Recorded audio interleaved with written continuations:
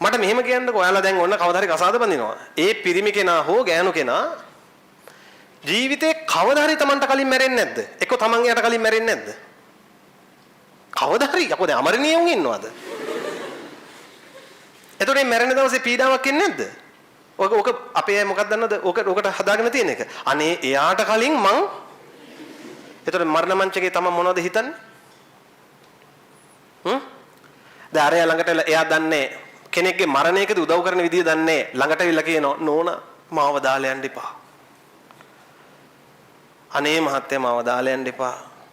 දාලා යන්න එපා. දාලා යන්න එපා කියන එක ඇහි ඇහි තමයි මැරෙන්න වෙන්නේ. ඊට පස්සේ දාලා යන්නේ.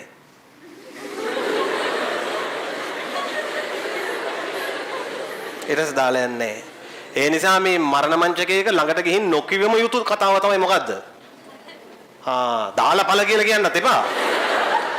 කරුණාකර ඉක්මනට යමම් මේ තව මට වැඩ තියෙනවා කියලා. ගිහිල්ලා එයාට උපකාර කරන්න ඕන ක්‍රමයක් තියෙනවා මරණ මංචකයේදී. කළ යහපත් දේ සිහි කරන්න. යහපත් දේ. මචං උඹට මතකද අපි දෙන්න ෂොට් එකක් දැම්මා. යහපත් දේ සිහි කරන්න ඕන. මතකද අපි මෙහෙම දම්පැන් දුන්නා. මතකද අපි මේ විදිහේ වන්දනාවක් කළා. ඒතකොට ඒවත් සිහි කරන්න ඊට කලින් කරලා තියෙන්න ඕන. නැත්තම් කියන්නේ උඹට මතකද මායිම්බයි හොඳට පෝස්ට් ෂෙයා කරා Facebook එකේ. අපි අර පින්කමට බැන්නේ. හරි? කළු උපතක් ලැබුණොත් හෝ සුදු උපතක් හෝ ලැබුණොත් ජීවිතයේ සුදු පැත්තට හරවගෙන සුදු විදිහට මැරෙන්න බලන්න.